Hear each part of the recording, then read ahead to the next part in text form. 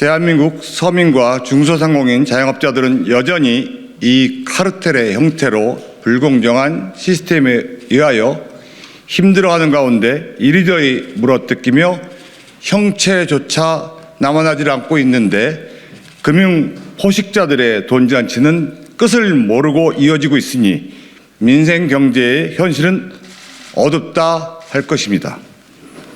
급격한 금리 인상으로 은행, 보험사, 카드사 등 금융기관들이 사상 최대의 실적을 구가하며 연일 수억에서 수십억에 달하는 연봉을 자랑한다고 합니다. 얼마 전 은행권, 보험업권에 이어서 이번에는 카드사들이 새로운 연봉왕으로 떠올랐습니다. 전 금융업권이 평균 연봉 1억을 자랑하며 돈잔치를 하고 있는 것입니다. 심지어는 이 어려운 가운데서도 전년 대비 연봉이 10% 가까이 오른 카드사들도 있습니다. 기업의 정당한 이익 창출과 그에 따른 성과 보수를 탓하는 것은 아닐 것입니다. 사실상 소비자와 판매자 간의 중간 매개자로서 혁신적 기술이나 건전한 금융 매개체의 발전 없이 소비자들을 그저 이익 창출의 대상으로만 바라보고 어떻게든 착취를 하려고 하는 악랄한 고리대급 업자와 같은 행태를 지적하고 있는 것입니다.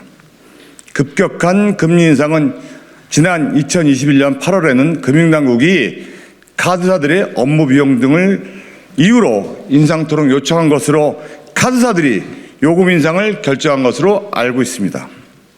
금리 인상은 카드사들에게는 수익 증대에 큰 도움이 된 것은 사실이나 도리어 소비자 혜택을 줄이는 것이 문제라 할 것입니다. 특히 카드사들은 이용자들도 제대로 모르게 일방적으로 카드 한도를 하향 조정하고 무이자 할부와 같은 소비자 혜택은 조용하고 은밀하게 축소시켰습니다. 또한 전체적인 카드빚과 연체율이 증가하는 와중에 저신용자들에 대한 카드론 대출은 감축시켰고 중단시키면서도 비용 증가를 이유로 대출 금리는 법정 최고금리인 20% 가까운 수준으로 올려놨습니다. 리볼빙 서비스와 같이 취약계층의 어려움을 이용하고 소비자를 파멸로까지 끌고 갈 수 있는 서비스들은 적극 홍보하고 점차 늘려갔습니다. 이와 같은 카드 회사가 카드론과 리볼빙 대출금을 적극적으로 신용도 평가를 하지도 않고 대출해 주면서 이로 인해서 대출금 상환 능력이 없는 소비자들이 대출을 받고 늦은 상환으로 인해 쌓이는 이자와 연체료로 인해서 빚이 불어나는 악순환이 발생하였습니다. 이 모든 것보다 더 큰 문제는 이렇게까지 소비자 후생을 줄이고 악착같이 이익을 추구했으면서도 카드사들이 순이익은 감소했다는 데 있습니다. 이익이 줄어드는 가운데 임직원의 입속은 도리어 챙기고 있습니다. 상황이 이러한데 코로나 기간 동안에 막대한 부분의 순이익을 또 창출하였고 이래서 정유사에게 횡재세 부과가 논의되듯이 카드사에게도 클로백, 세이온페이 제도 도입 등이 검토되고 있는 것입니다. 금융사들이 손쉬운 돈놀이에만 빠져 사회적, 도의적 책무를 완전히 무시하고 있다는 사실은 카드 포인트와 같은 세세한 부분에서도 여실히 드러납니다. 금융 소비자들이 놓치고 지나치기 쉬운 카드 포인트에 대해 소멸되는 카드 포인트를 없애겠다면서 카드사들은 신용카드 포인트 기부재단을 설립해 사회 공헌에 일조하겠다고 천명하였습니다.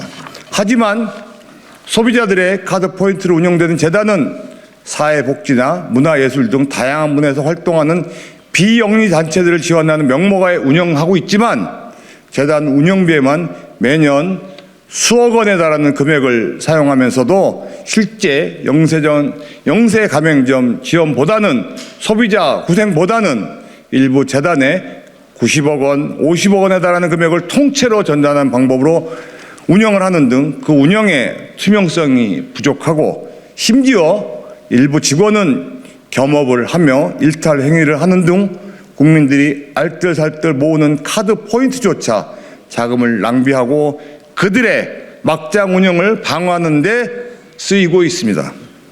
카드사를 비롯한 금융업권은 평균 1억 원이 넘는 고액의 숫자에 있다고 하지만 임원을 제외하면 실제 연봉은 그리 높지 않을 것입니다. 하지만 평균 보수의 격차가 크다는 것은 더 큰 문제입니다.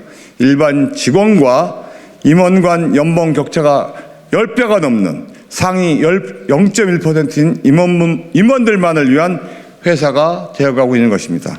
일반 직원, 소액 주주들은 안중에도 없이 그들만의 리그를 만들어 지속하고 있으니 부의 양극화가 심화되고 대한민국의 미래는 점차 암울해져만 가고 있습니다. 허울 좋은 ESG 경영은 회사와 소비자 모두가 지속 가능한 경영이 아니라 사회적 책임을 망각한 채 일부 임원들의 지속적인 보존을 위한 경영이 되어가고 있습니다.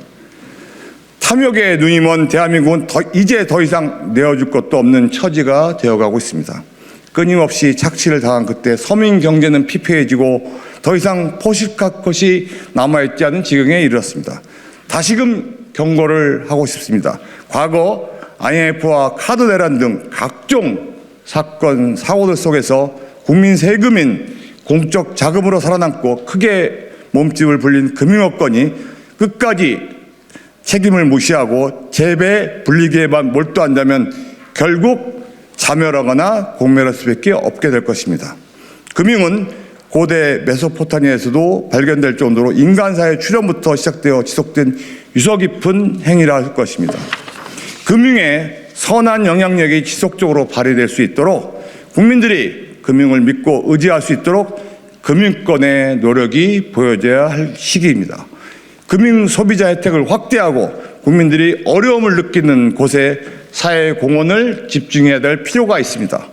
여신의업법에 의해 대부분의 소상공인 가게 매장에서 카드 결제를 거부하면 처벌까지 하는 나라는 전 세계에서 우리나라가 유일무이합니다. 사실상 국가가 카드를 강제하는 셈이니 카드사에게는 특별한 특혜나 다름없습니다. 이러한 상황이니만큼 카드사들 또한 무늬만 사회 공헌이 아니라 국민들이 체감할 수 있는 행동을 보여줘야 할 것입니다. 그래야 상생 가능한 발전, 지속 가능한 발전이 이루어질 것입니다. 금융권의 사회적 책무 이행을 다시 한번 촉구합니다. 감사합니다.